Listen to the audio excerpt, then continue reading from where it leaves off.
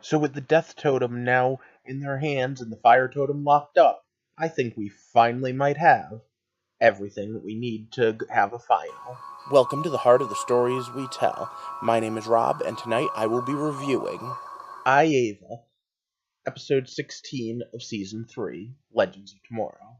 And alright, time travel funds aside, having Wally on the team aside, we pretty much have come full circle. Now, last week I didn't get to review this show because I had some things going on at work and ended up staying late.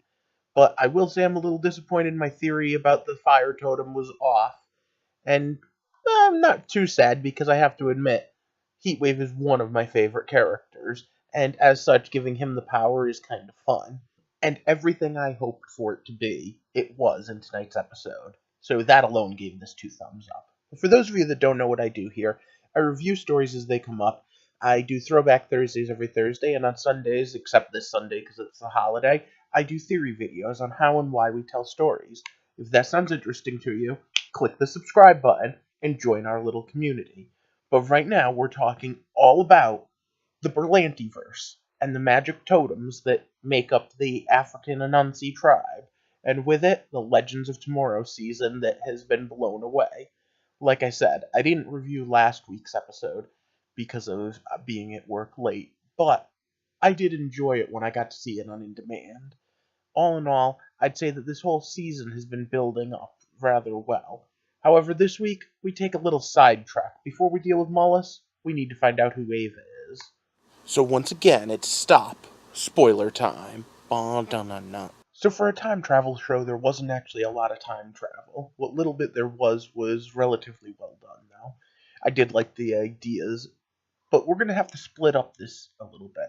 And we're going to start with Ray and Gary and Sarah finding out about Ava. It's the name of the episode, although I'm hesitant to call it the main story. Maybe there actually isn't a main story. And I have to say, Gary is really growing on me to the point where I'm gonna miss him if he doesn't end up showing up next year.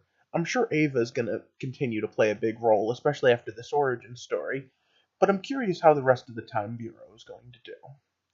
So they go to this era. They find out that, well, first they go to the parents' house. That was really funny, especially with Sarah putting the knife to the actress playing the mother's throat.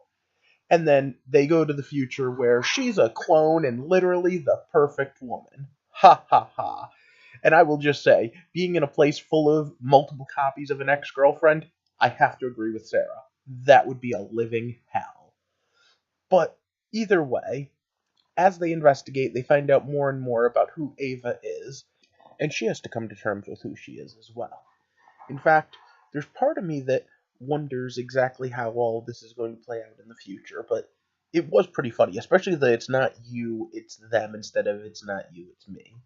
But before we get too far into that storyline, the others, well, Vixen, because of the fact that Amaya lost her totem, the modern Vixen doesn't have it either, but she's still being super heroic, which is kind of cool, and I like the concept, even though it doesn't quite make sense because she didn't start being a vigilante until she got the totem. But either way, I'm willing to accept that because the rest of this is awesome.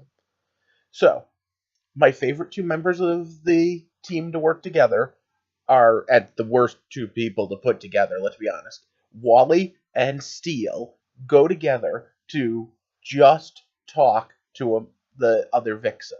That's it. Just talk. And of course, they don't just talk. They run into Aquase and realize that she's there to protect, not to harm, because as she puts it, hey, still family. But okay. Then she screws over Nate. And you know what? This is one of those things that, like, I don't know how you don't see coming because Nate isn't her grandfather. We were already like 80% sure of that. And so if him and grandma keep getting together, then boom, there's no more kids, there's no more grandkids, and as such, all of timeline destroyed. And remember, this is something that Amaya actually thought about why she went back, because she didn't want to ruin all this. But at the same time, Quaset's idea is to just kill Nate. And of course, she does it by handing him over to the Darks, which then leads to the awesome episode moments where Dark is once again humanized because they've decided that he's much better when he's being humorous instead of being evil and vile incarnate. So, while he's torturing Nate, his heart just isn't in it. Because, lo and behold, the fact that Mollusk is going to probably end up killing, or at least in some way majorly messing up his daughter in order for him to come back, is just finally dawning on good old Damien. Well, I just wanted to go and burn down the world and remake it in my image, and now I'm losing the person that I was doing it for. Alright, kind of funny idea. Speaking of funny, alright, obviously the fact that Isis is Muslim comes up every now and again. The fact that Heatwave doesn't know that that's why she doesn't eat pork or bacon or any of that stuff. And the fact that he even says, "What, are you Jewish?"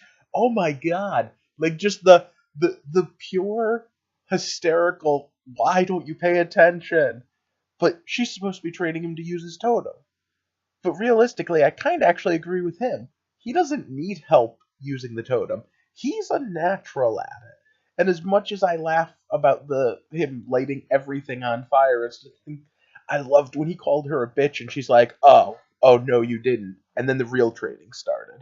Meanwhile, back in the A plot, I'm still not sure which one's the A plot, but meanwhile, back in the main plot, the name that the episode is for, they're fighting a whole army of clones of Ava. And we get this really great moment where Sarah asks the question, or answers the question, that there is no reason why. There is a reason why she has to be just a clone. And she's like, but my memories are all false. And at the end of the day, does it matter if your memories are false or not? Your memories are who you are. Your memories are what make you you. And we see that in story time and time again. And again, Gary is just hysterical since he's the only one in the fight that manages not to actually help out at all. And it actually ties in rather nice with the Vixen end of the story. Because at the end of the day, it's not just memory. It's connection. It's who you are is a product of where you've been. Or, as Kuasa points it, family is true power. And at the end of the day, that's a pretty good summation of the Legends of Tomorrow. Now, of course, the fact that sometimes families fight, and sometimes families do crazy things, and sometimes family gets on your nerves, ties us back to Isis training Heatwave, and the two of them ending up in what was basically just a pretty bad sibling argument. But it was still all good, and at the end of the day, the team's all together, just minus a water totem. And I did think that for a pretty comedic episode, it then turned pretty dark, especially when all the totems lit up and went down, because they could feel that Kuasa is gone. And even though she started out life as a villain, and even though she has tried to kill our main characters a few times, she ended her life as a hero. And maybe that's what matters. I don't know enough about Ramadan to actually say whether this was a good Ramadan episode, but it was a good family episode. But overall, I really loved this episode. It was fun, it had a kind of a downer ending, but we're going to see what happens next week when we're down a Vixen and we have to go save President Obama? Huh. Okay, well, a Grodd episode is going to be a good one. But if you liked this one, give me a thumbs up, and of course, if you haven't already, click the subscribe button. Because what I'm doing here is trying to build a whole community, one where we can talk about why and how we tell these stories. And in this case, I think we told one heck of a story. A story about family, a story about how things come together, and a story about trust, both when we don't trust ourselves and when we don't trust others. I hope you have a good night, and thanks for watching.